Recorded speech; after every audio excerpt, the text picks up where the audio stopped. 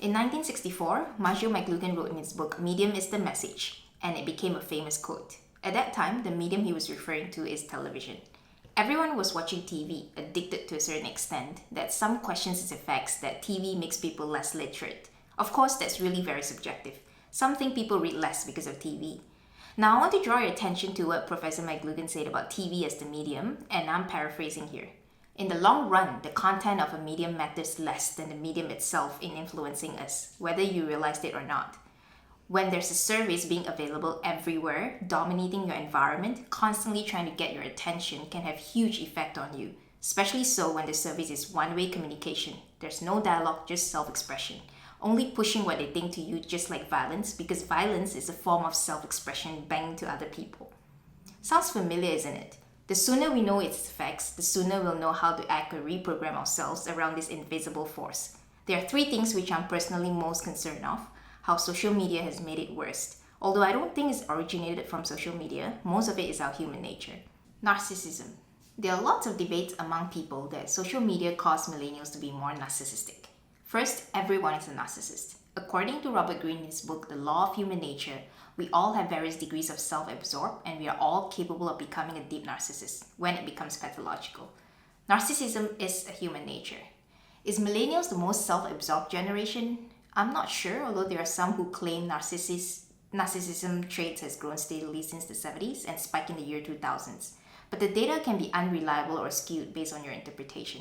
I think we're talking about it more now thanks to social media because it's so in your face. Does social media cause narcissism? I think it gives narcissists a platform to flaunt it. It increases the level of narcissism within us. It's like giving a no-limit credit card to someone who has issue with overspending or an open bar to a drunk. Social media is a convenient instrument. Before, we can only get attention among our friends in a class or a party. Now, we just need to post on social media and all 500 plus of our friends sees it. And our friends of friends as well. See, the root of narcissism is the feeling of envy, which we all have. That's why I believe Robert Greene is right that everyone is a narcissist to some level. Especially when we start comparing ourselves with others, and social media made it so easy to do just that. Just try to scroll through your feeds and you get that feelings within minutes. So does it mean I can't post up whatever I want about myself? Should I feel guilty? That's not the point I was trying to make. The point is whether the way we use social media, is it encouraging us to slowly fall into the deep narcissist self? Here's a simple test. Do you wish to dominate others? Do you feel good comparing yourself with others? Do you wish to let others know how grandiose your life is? When you think hard about the caption before you post up the edited photos, do you wish others would admire your appearance or achievement? When you post up something to judge others, have you thought about it that you too exhibit similar behavior yourself? Do you get angry when you get bad comment or being criticized or feel upset why your posting gets as many likes as it should be? Is your worldview a zero-sum game instead of being collaborative? If we're truly honest with ourselves, we'll know roughly how deep our level of narcissism is. What's the problem of being a deep narcissist? Well, for one, you'll be an extremely toxic person to be with and you have a hard time in your career for sure because it's a collaborative environment, mostly. Most importantly, the definition of narcissism isn't just self-absorbed, but it's also very interestingly put out by Robert Greene that it's someone who doesn't love themselves sufficiently, who constantly need attention and validation from other people. We are letting our meta-perceptions, the way we imagine other people see us, create our self-image. I read this article recently by Brianna Weiss, who's a poetry writer, and I thought I'll read some of the excerpts. You spend time wondering and fearing what assumptions others might make about you when you start prioritizing the fear of what others might perceive over the truth of what you feel. There's no greater threat than imagining that someone else has the key to your self-acceptance. If we're honest with ourselves, we know how we are doing in life. We don't need to look outside ourselves to validate or invalidate this. Don't get me wrong. We should listen to the opinions of our friends or people whose judgment we respect for us to be a better person. In a lot of ways, friends and families are the fundamental part of who we are. But we don't need to consider the opinions of people we don't even know, people we call friends on social media. Healthy self-acceptance is formed from inside out. Do not reverse it. How do we move away from falling into deep narcissism? Here are 2 suggestions from Robert Greene. First, you want to be more empathetic. You want to have a sense of other people. Learn how to see or feel from other people's perspective. But empathy is like a muscle. It requires a conscious effort and awareness. You can only build the muscle through in-person interaction because empathy is when you can get a sense of the person's feelings through their body language, mood, and sometimes context. You can't do that over social media simply because you can't get any of those three I've just mentioned. Teaching, by the way, is a good way to learn empathy because you have to follow the pace of the students to make sure your message gets across. The second one is harder, but it works. Channel your energy to great work. Strive to be better, if not equally good, than the person you envy. You can at least get attention to your work rather than the validations from others. Naval Ravikant, one of the great entrepreneurs I admire, once said, "When you play stupid games, you get stupid prizes." Similarly, I say when you play fake games, you get fake prizes. So you want to get real. Save your energy to work on something you wish you have. You want to be a craftsman or craftswoman. You'd be surprised how much more satisfaction you get than the hundreds of likes. Second one is narrow-minded. This is something that I'm more concerned about than narcissism because this is being done intentionally to us through algorithms. It dictates what we encounter. There are huge conglomerates out there that invest in millions, if not billions, to make those algorithms better. Yes, the internet has made information more accessible and available, but social media is filtering information for us, changing how we look at things, making us more narrow-minded than ever before, to the extent of unwilling to listen or tolerate other people's view anymore. Before, the media companies make money from distributing content to consumers, whether that be printing presses, radio airplay, and physical media, or broadcast licenses. People who own these distribution channels make lots of money because advertisers will go to them. Today, advertisers could go directly to end users via Google and Facebook exclusively, while end users like you and me could enjoy ourselves to read any publications on the planet. Today, the platforms are more powerful than the content itself. Media companies need to play by their rules to compete for your eyeballs because platforms are the ones who control the algorithms on what comes up on your feed. These platforms took over the distribution monopoly and their main job is to lock in customers' attention. It has to show you what you like to read or watch. It personalized content selections based on our browsing history, age, gender, location, and other data.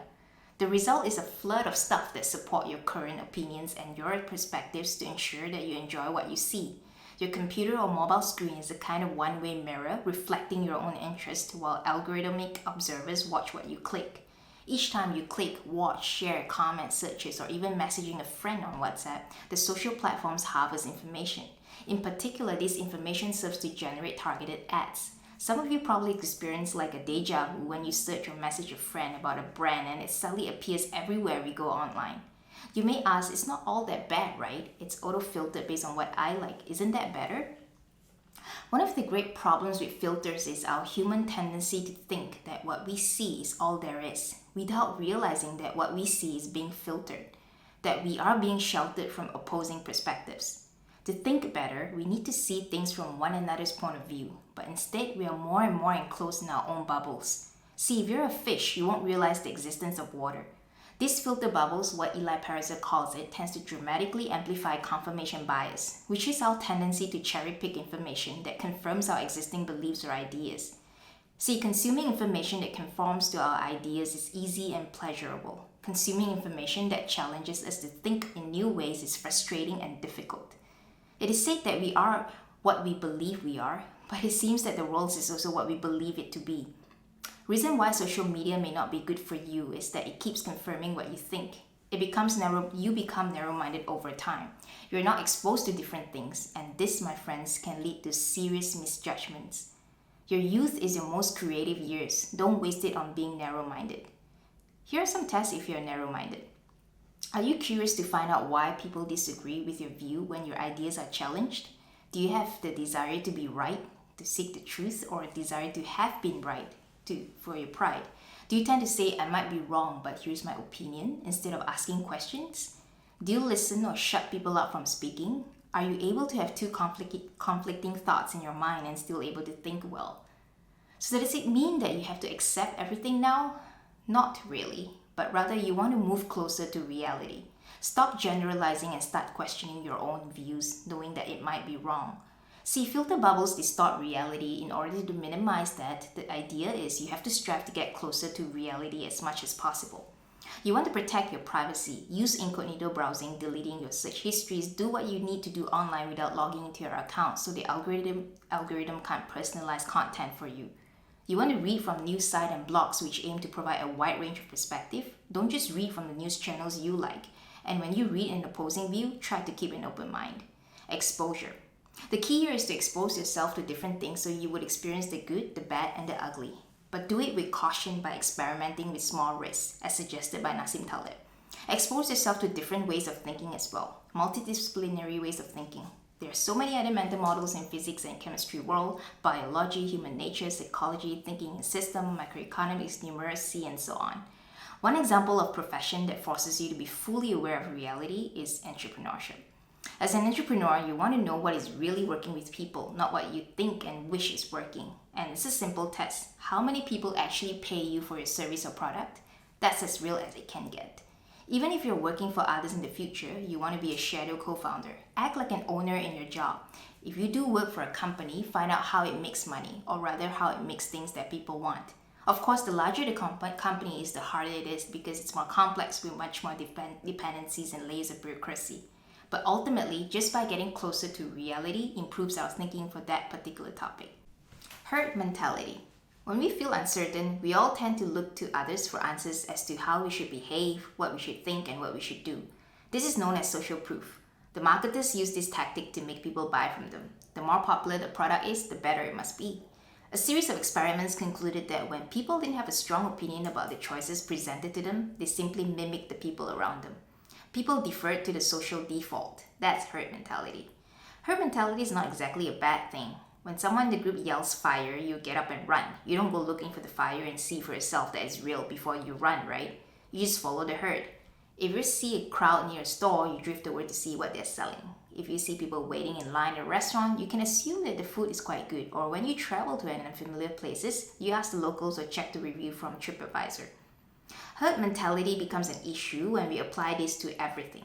For example, you can't assume something to be good just because some influencers with lots of followers endorses a product, because you know that they're getting paid for what they do. I've seen people with some level of influence bring personal disputes to social media to publicly name and shame, just so that they can garner support from followers, and they do get tons of attentions and likes. Sometimes, very sadly, tarnishing the targeted person's reputation unnecessarily, only because the influencer has more supporters or the issues are being mixed up with sensitive or controversial topics like diversity or race. See, when it comes to personal disputes, there are always two sides of the story, and sometimes it's a genuine mistake, or 99% of the time is miscommunication. You wonder if these people care more about resolving issues or just for the sake of calling people out. See, it's okay to call out, but only if you have the skin in the game. Now, how much money are you willing to bet on the stuff you post or comment or share on social media to be 100% truth? Is it 1 ringgit or 1 million ringgit? What if we treat all our calling out posts or tweets like a bet on a gambling table? How much are you willing to lose? Perhaps we are motivated to think critically only when held accountable by others, when we put our money where our mouth is, or in this case, where your post is. My friends, part of adulting is when we take full responsibility of what we say and do, especially when it comes to things that may cause harm to others. Let me just say that I'm not anti-social media. In the end, as what Professor McLuhan said, media is the extension of man. It reflects who we are. We start to build resilience as we consciously reject the autopilot habits, when we start to be aware and understand on how we behave on social media. Thank you for watching.